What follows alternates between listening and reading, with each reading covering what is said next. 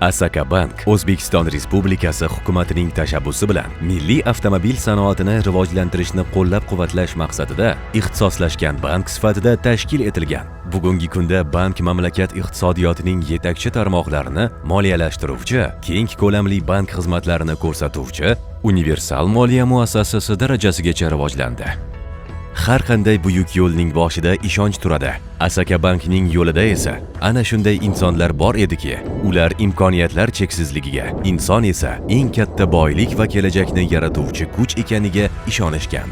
Ularning fikrlari yo'llarga, qarorlari esa iqtisodiyotning poydevori hamda taraqqiyot harakatining asosiga aylandi.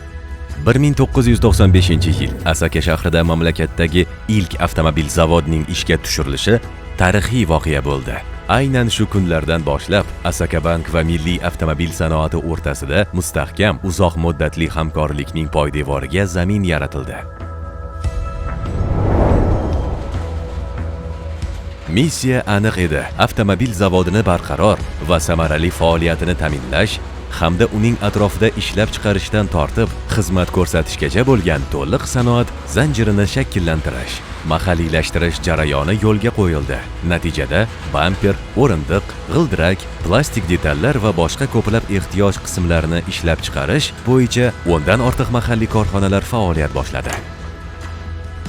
Avtokredit Asaka Bank faoliyatining ramziga aylandi.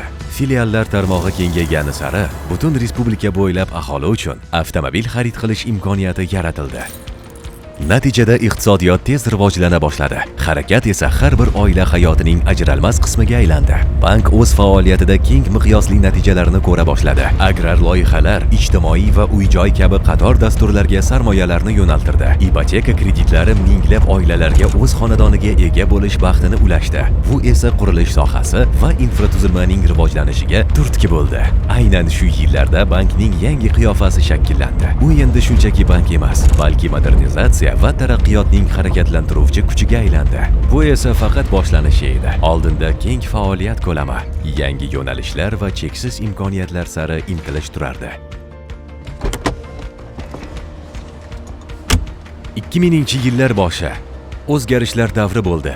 Bank birgina sohaga bog'lanib qolmay, o'rta va yirik biznesni qo'llab-quvvatlashni boshladi. Bank to'qimachilik sanoatini qo'llab-quvvatlab, eksport hajmini kengaytirish, yangi ish o'rinlarini yaratish va iqtisodiyotning turli sohalarini yanada rivojlantirishga hissa qo'shmoqda. Shuningdek, alohida e'tibor qishloq xo'jaligiga qaratildi. Bank yem ishlab chiqarish, zamonaviy fermalar tashkil etish va parranda yetishtirish tarmoqlarining rivojlanishini moliyalashtirish orqali ushbu sohaning barqaror o'sishiga hissa qo'shmoqda. Natijada asta-sekin butun tizim shakllanadi. Mamlakat bo'ylab o'nlab korxonalar yagona zanjirga birlashadi. Don yetishtirishdan tortib, uni qayta ishlash va tayyor mahsulotni yetkazib berishgacha. Bank agrar sohasidagi faoliyatini davom ettirar ekan, shu bilan birga kimyo sanoatiga ham kirib boradi. Asaka Bank Navoiy azot korxonasini moliyalashtirish orqali mamlakatning eng yirik va yetakchi sanoati markazlaridan birining rivojlanishiga munosib hissa qo'shdi. Neft-gaz sohasini qo'llab-quvvatlagan holda soha korxonalarini modernizatsiya qilish va rivojlantirish jarayonlarida bank faol ishtirok etdi. Keyingi bosqichda bankning investitsiyalari turizm sohasiga yo'naltirildi.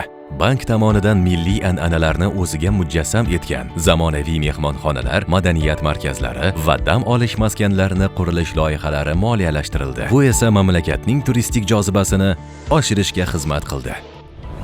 2017-yildan boshlab mamlakat hayotida yangi davr boshlandi. Bozor iqtisodiyoti yanada erkinlashdi, chegaralar ochildi, imkoniyatlar kengaydi. Valyuta siyosatining liberallashuvi biznes subyektlariga erkin faoliyat yuritish imkonini yaratdi. Raqobat esa taraqqiyot va yangilanishning asosiy harakatlantiruvchi kuchiga aylandi. Moliya tizimi yangilanmoqda. Asaka Bank esa tezroq moslashuvchan va odamlarga yaqinroq bo'lib harakatlanmoqda. 25 yillik tajriba bu faqat yo'l emas, bu asos, ishonch va xotira. Shu tajriba zaminida Asaka Bank yangi bosqichga chiqdi. O'z yo'lini yangi nafas, yangi qiyofa bilan davom ettirmoqda. Yangi logotip, yangi ranglar, yangi uslub orqali Asaka Bank o'z qiyofasini ifoda etdi. Har bir chiziqda hayot nafasi, harakat va insonlarga bo'lgan mehr ifodalangan. Bu o'zgarish bilan bank odamlarga yaqinlashdi. Ular nafaqat xizmat ko'rsatuvchi ofislarda, balki har bir qadamda, har bir telefonda ham insonlar bilan muloqotda. Bugun Asaka Bank faqat moliyaviy tizim emas, u odamlarning ehtiyojini his qiladigan tirik organizm. Har bir muloqot bu ishonch, har bir xizmat qiymat yaratish imkoniyati. Bankning haqiqiy missiyasi inson hayotini yengil qilish va uning rivojiga hissa qo'shish. Dastlabki avtomobillardan mobil ilovalargacha, fermerlardan startaplarga qadar, ilk g'oyadan porloq kelajak sari. Bu shunchaki bankning tarixi emas, bu mamlakatning taraqqiyot yo'li. Va biz mana 30 yildirki, bu tarixni birgalikda yozishda davom etmoqdamiz.